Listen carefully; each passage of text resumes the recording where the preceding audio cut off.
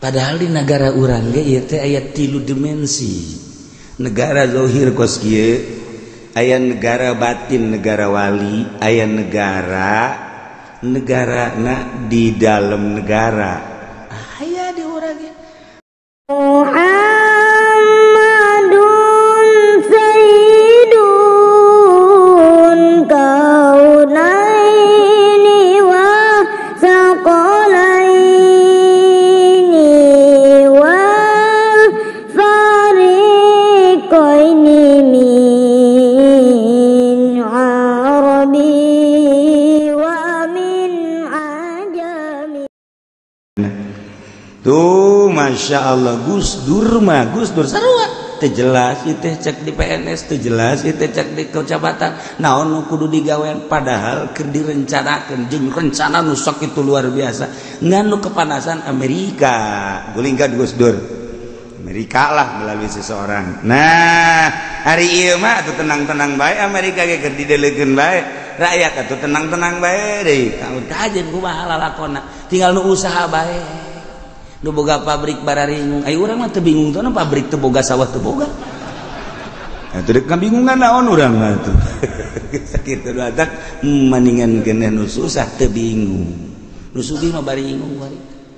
Bingung cenah bakal kumaha ieu perusahaan orang Cina-Cina ge geus boga gulung tikar ambalaya.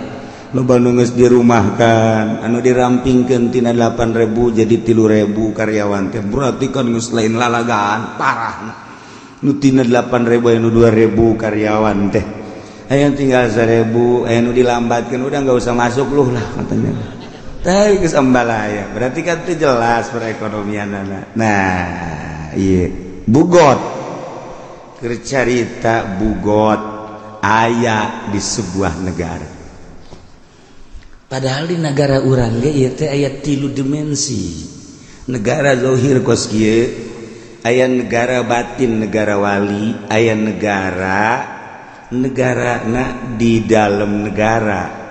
Aya di urang ge. Moal langsung atuh eta urusan narkoba mun negaraan. Moal langsung atuh eta urusan sindikat lamun negaraan. Jadi di jero negara nyeun negara. Ulah kaget kos kitulah diunggal negara. Termasuk di Indonesia, lamun urang nyebutkan tidak boleh membuat negara di dalam negara, orang yang ngomong gitu nu nyeuna. Antapkeun geus mah kos kitu mah. Nu penting urang aman-aman bae lah. Nah, ieu mah bugot secara zahir lain negara nu eta mah neangan pengaman.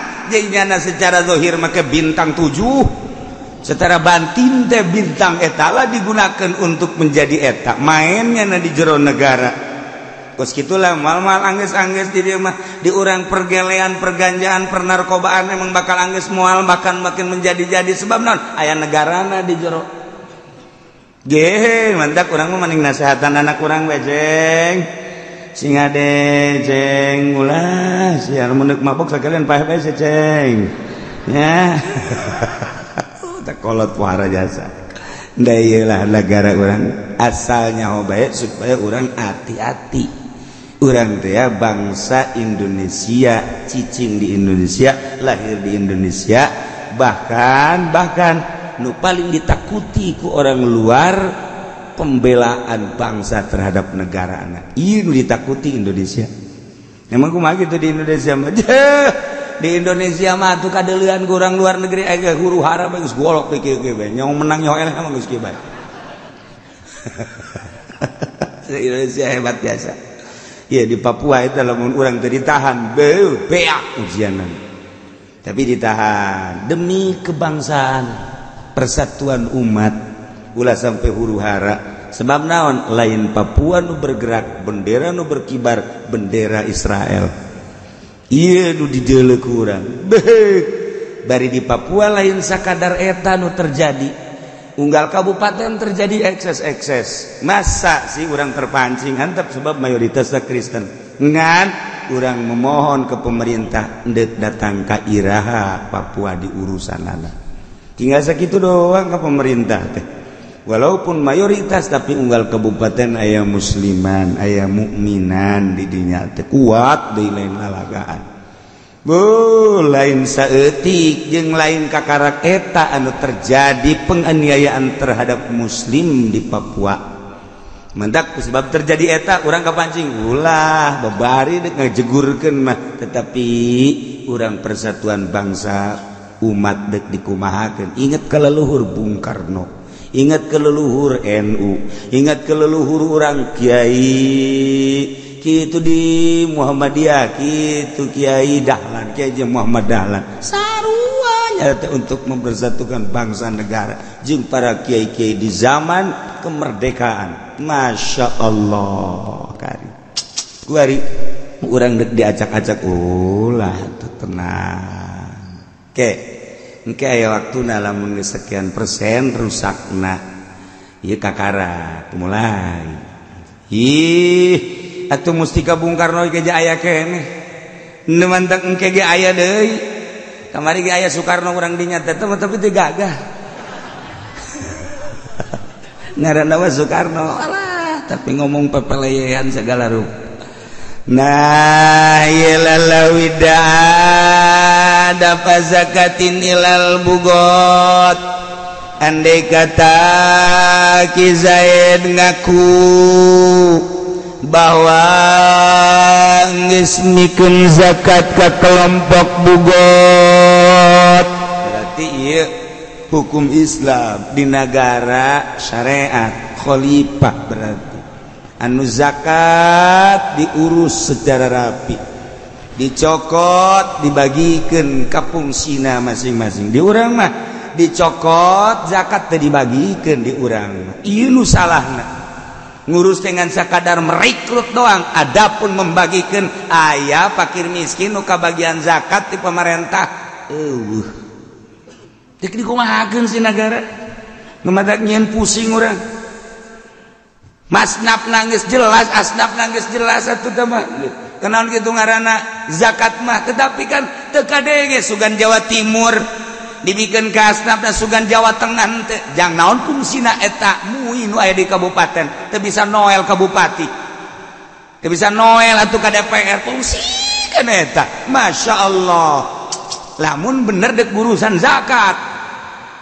Nah ieu mah dibikeun ka bugot, lawida dapat zakatin ilal bugot. Begitu ditanya, Zaid ya bagaimana zakat kamu? Kamu tidak menzakat. Sudah Pak, dikemanakan? Saya berikan kepada bugot. Betul? Betul, panggil anu narimana. Begitu nu narimana benar-benar enggeus. Jadi lain dibikin ke pemerintah, tapi dibikin ke kelompok bugot. Sudiko biamini, benerkeun. Ngan dibenerkeunana dua rupa. Lamun teh mah teu dicurigakeun tanpa sumpah, lamun aya penyurigaan biamini sumpah. Lamun memang nyana geus teu aya ittiham, teu aya tuhmah, geus teu kudu disumpah-sumpah, tapi lamun aya keneh tuhmah, sumpah. Suddiqa aya tuhmah biamini. Masya Allah. Cuma sekedar cerita kitab ieu mah koleksi hati we, ja pelaksanaanna mah bugot eueuh nu ngazakat eueuh. Lu nggak sih banget ngaji beh, mentak ieu mah tunduh ge masalah geus. Masalah geus ieu mah geus. Aduh cenah kieu dikitukeun mah tuh kabeneran cenah teh. Emang sia mah beuki hees beneran. Al jizyatin fala di negara aya kafir zimmi, kafir tersebut dipersilakan untuk domisili di urang pakai jangka waktu mungkin setahun, mungkin 5 tahun. Iya per bulana nyana kudu mel, di samping mel bayar diat. Mayar aya orang ing Amerika di Indonesia emang teu mayar, mayar amankeun, teu meunang ku urang diganggu. Ketika orang diganggu kena sanksi. Sebab naon? Nyana mayar di negara urang cicing. Orang Inggris cicing di negara urang zimmi ngaranna. Teu meunang diganggu gugat ku urang lantaran nyana bayar upeti ka negara. kayak orang Belanda cicing di orang negara luar nu cicing di urang eta teh bayar ka negara. Lamun urang hayang nyaho tanyakeun coba ka ditu ka MPR. Aju menta coba dibere tante urang. Aduh, urang kan nyaho kitu doang mayar urang teh nyaho ka mana lompatna teh bayaran nyana. Suka nyaho jeung sia mah. Pokona mah geus kitu bayaranan. Atuh sabodo. Ke kanyawana mah di akhirat. Gitu bae. Maksudna atuh sia ka surga ing ka neraka gitu. Atuh gitu ono. Sabodo atuh mangga atuh. Kafir-kafir di negara urang teh baru teu mayar teh.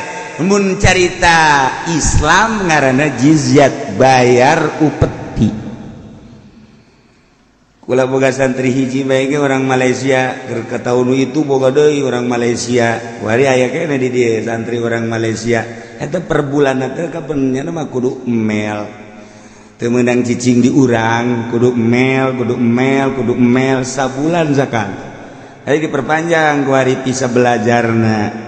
Aya aturan-aturanna sebab nyana teh bangsa asing cicing di urang. Komo itu mah. Mel teh mayar. Aya nu mayar dikolektifkeun langsung dipisah, aya nu mayar teh langsung karena manehana nama di dieu usaha dan lain sebagainya. Teu aturan pemerintah geus tah. Tuh kos gitu nah bayar ya. Wari aya si Kristian cicing di Indonesia taeta si Kristi orang Inggris agamana Kristen nu mantak dengaranan Kristian nyana cicing di negara orang 5 tahun per tahun nyana teh bayar upeti ka negara. Kuari ditanya panggil Kristi ya tahun ini kamu sudah bayar apa belum? Sudah Pak. Mana tanda pembayarannya? Ini Pak. Salah bayar kamu. Kenapa bayar bukan ke negara tapi kamu bayar ke Bugot? Ya anggapan saya Bugot itu kan sama di dalam negara. Kirain saya mah dia juga punya aturan sama dengan negara. Andai kata si Kristi dipanggil untuk membayar jizyat upeti kemudian nyana iya bebeja bahwa nyana geus mayar kumaha eta fala teu meunang dibenerkeun ala sahih nurutkeun kaul sahih. Berita kedua Bapak Muhali iya dan Ibu Rena candu Curug harap pulang karena Mas Wargi meninggal dunia. Innalillahi wa inna ilaihi rajiun. Sekali lagi Bapak Muhali beserta Ibu Rena candu Curug harap pulang. Bayarlah uduk na besi teu kabayar.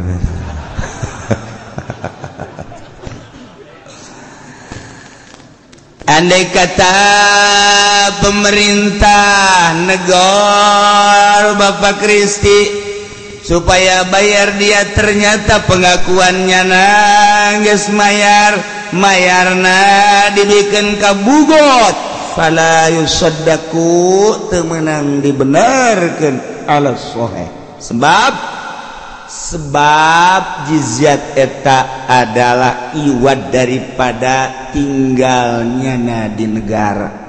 Sementara Bugot adalah kelompok pemberontak anu bener-bener eksisma pemerintah setempat. Walaupun nyana bebeja geus mayar terhadap Bugot tidak bisa dibenarkan, tetap iya si Kristi kudu mayar deui ka pemerintah sebab iya pemerintahan anu eksis pemerintahan negara lain Bugot. Wa kadza kharajun fil sahih kitu kene seperti jizyat kharaj upah. Andai kata di sebuah negara kemudian negara tersebut ngalaksanakeun tentang pertanian, ngalaksanakeun tentang perekonomian, pembangunan pabrik dan lain sebagainya, eta kan kudu bayar terhadap negara. Tanah anu dikelola, pabrik tanahna eta kan tanah negara. Nah ieu kudu bayar ke negara. Kuari hasil tanah tersebut ditanya ke pemerintah atau pajak tersebut ditanya ke pemerintah, padahal pajak batu menang. Ieu jizyah, kharaj, hasil bumi na. Kan ari pajak mah tetep pesa kitu, ari hasil mah kharaj mah lain. Andai kata urang teh ieu nyewa tanah ka pemerintah atau membuat pabrik. Pabrik tersebut kan di atas tanah. Sebenarnya mah di urang mah tanah pribadi.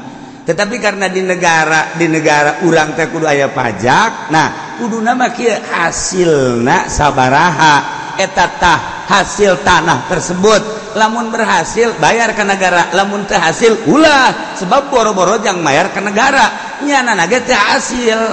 Ieu kan kaharti ku otak urang mun make aturan syariat.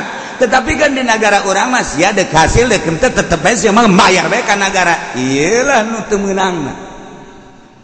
Tah lamun kos kitu mah masalah. Urang teh tani, kemudian aya hasilna. Nah ieu hasil tani dibandingkeun jeung modal untung, maka ambillah sekian persen untuk negara. Masalah.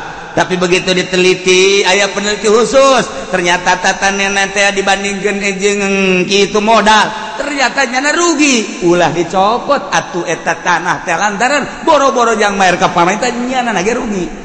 Kan ngeunah henteu ka otak urang tiis perasaan. Jeung AC mah tiisan eta. Tapi kan tidak mau tahu negara mah. Nu mantak negara mah bangkrut. Nah, ira di mana ya negara bangkrut? Moal aya nu bangkrut na rakyat. Mantak lamun negara teu bisa ngabangun eta mah negara pangoplo-oplona. Eueur bangkrutna. Pabrik bisa bangkrut tapi bayar pajak mah terus bae. Tanah bisa gambrung ku urang teu bisa ditatanian ku urang, tetapi bayar pajak mah per tahun pan terus bae. Urang teu tani pajak terus, urang tani hasil tahun teu pajak mah terus bae, ku ari batola ge pajak mah terus bae. Kan eta tanu oplo mah kitu tah. Geus kajen lah tanggung oplo geus jana geus.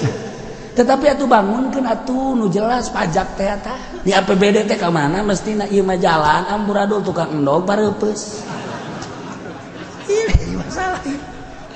Nah, ada kudu bangkrut na negara mah di mana ya bangkrut dan negara rakyat nu bangkrut mah. Sebab naon tekanan terus bae. Bayar pajak. Parah. Nu mantak lurah disurakan bae ge aya naik bae di mulu dan surakan. Assalamualaikum. Sak masyarakat. Alhamdulillahirabbil alamin. Kunaon masyarakat geus paham pasti SPPT kajeun kuku bahagia. Mantak masyarakat bupati boro-boro masyarakat bupati naik assalamualaikum warahmatullahi wabarakatuh. Tapi lamun sesuai mah moal dihuhu. Moal masyarakat ge boga etika atuh. Ieu teh melampiaskan uneg-uneg ka bupati lantaran teu akur ieu antara panyokotan pajak jeung pembangunanana. Mantak asal naik bae. Asal naik bae. Asal 5 tahun ka hareup mah moal dadung bisa masyarakat teh. Eta kula bahasa ngadengekeun di mana bae asal lurah naik bae masyarakat. Camat bae naik assalamualaikum. Lam. Itu mah lain ngajawab da masinis. Kunaon eta? Henteu aya di hate. Sebab naon? Ditipu masyarakat ku seorang camat. Padahal mah camat mah ngan sakadar melaksanakeun teu salah teu naon camat mah. Program anu salah kos kitu camat basa pira tujuanna mangalaksanakeun apa adanya. Teu salah tapi masyarakat geus nyalahkeun bae ka camat. Ulah. Teu meunang. Nya mangan setengah salahna geja.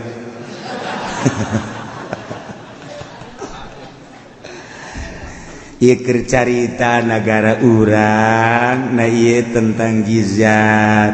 Wa kadza kharajun fil asr, ketika seseorang dipanggil untuk bayar hasil bumi, untuk bayar pendirian tentang pabrik, kemudian yana mengaku telah membayar terhadap bugot, tidak bisa dibenarkan, cuma sekedar cerita. Sadaku umat kurang mah eungap lamun urang usaha di Indonesia emang tengah sabaraha kali bayar pajak urang teh. Pembelian tanah pertama geus kena pajak negara, pembangunan geus kena pajak negara, masuk barang kena pajak, keluar barang kena pajak. Jadi urang teh teu eureun-eureun pajak jeung pajak bae. Wallahu alam maju jeung teu na pajak nu mantak kajen kumaha ge terus bae nyana teh aya dina riba haram di riba di haram di riba di haram teu eureun-eureun pajak terus bae pajak komo ekspor impor karek masuk pabrik kena pajak keluar pabrik masuk eta kena pajak engke urang ekspor kuari mah barang teh kaluar diimpor ieu teh pajak deui bae engke bahan baku ti luar kena pajak asup pabrik kena pajak produksi kena pajak deui kaluar kena pajak deui legus ya pajak terus di Indonesia sok tanyakeun kan usaha di urang Masya Allah mantap karyawan dek hayang mahal gaji teu bisa kajian kumaha sebab masyarakat henteu melindungi buruh mah geus bae jadi bujangna doang nu penting mah pemerintah masuk ke pemerintah jeung ka buruh gedean kene ka pemerintah jen mantap geus kula dibangkrutkeun geus kabeh geus mah hayang usaha geus tos cokotan ku sia pabrik aing teh nu mana eueuh aing nyencan aduh Gusti Allah doaku wa yusaddaqu biadin jeung dibenerkeun pengakuan seseorang dina diterapkeun had zaid diterapan hukum kisos kena had nah iya ketika ditetapkan hukum had guru dibenerkan ilayas buta bibainatin kecuali tetapatna melalui saksi walhal annahu la asarolau bari ayat apa kemanehanana tentang hadina awakna eta mah geus lain masalah ketika dibela bahwa manehanana teu mesti kakenaan kuhat berarti salah ngahukuman eta mah kudu dibubarkeun adapun memang manehanana mesti kena setelah diintegrasi jelas kakenaan kuhat laksanakeun hadna ketika dibela karena manehanana teu kitu sesuai jeung aturanana bahwa henteu manehanana mah teu kudu maka selesailah tentang cerita bugot. Urang melanjutkan kitabur riddah wallahu a'lam. Aya nu nanyakeun masalah Pak Kiai apa hukumnya badal haji. Kedua untuk siapa aja badal haji tersebut. Meureun nya ngadengin nu haji badal meureun nanyakeun teu. Haji ngabadalan moal. Nah nyaho bae meureun di ahli sunnah wal jamaah badal hukumnya wajib ketika bapak urang maot kemudian can munggah haji tirkahna aya apa itu tirkah itu emang sih mentu mondok hese jadi aing ngomong ka kaler ka kidul hese tirkah teh harta ditinggal mayit ngaranna tirkah oh iya cek aing mondok sia aya nu di pondok bae teu pinter-pinter sebab horenganan lain mondok di kampung pondok kita mah datang ke modar mal pinter nah ieu aya seorang manusia maot can ka Mekah aya ditinggal nayane mayit ninggalkeun harta tak eta teh memeh dibagi kudu diselesaikeun heula hiji hutangna heula bereskeun setelah hutang ayakeun ieu ditinggal mayit can ka Mekah badalkeun ke geus aya keneh sesana karak bagikeun ka ahli waris aya jelema maot teu boga harta encan ka Mekah antepkeun atuh deuk bangga badalan atuh eta mah geus antepkeun geus balik nyaritakeun badal teh mah geus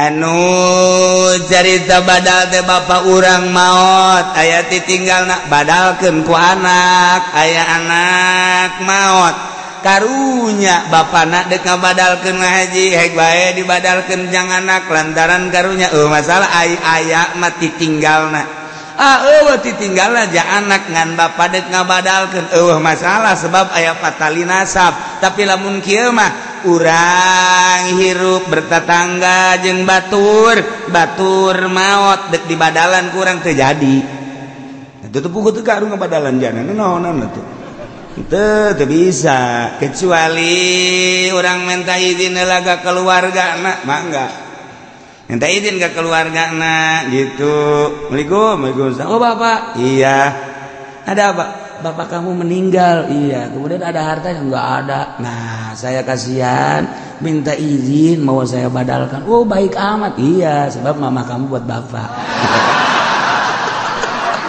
waduh sama ada udang di balik udang sama tuh Masya Allah garim tinggal kadenge ku pamajikannya na ye bapak mah bageurna kos kitu cek dia bageurna teu beres bapak mah ayo geura ngabadalan sia kokoprak ye jadi pan urang serba salah tak dek nyieun kahadean teh aya nu ngahalangan bener teu dek nyieun kahadean ieu aturanna urang meunang ganjaran sebab urang ngabadalkeun eta kan bener teu nah lamun urang ngabadalkeun nyana minta izin masalah geus lantaran aya izin teh keluargana ganjaranana mun urang di akhirat ka sorga pan pamajikan urang ka bawa ye perang sana tapi pan dilarang ku pamajikan urang ulah dibadalkeun ajeun ku kumaha ge ieu mah duit bapak kajen duit bapak ge kunaon sih da kunaon dedengnya lain deui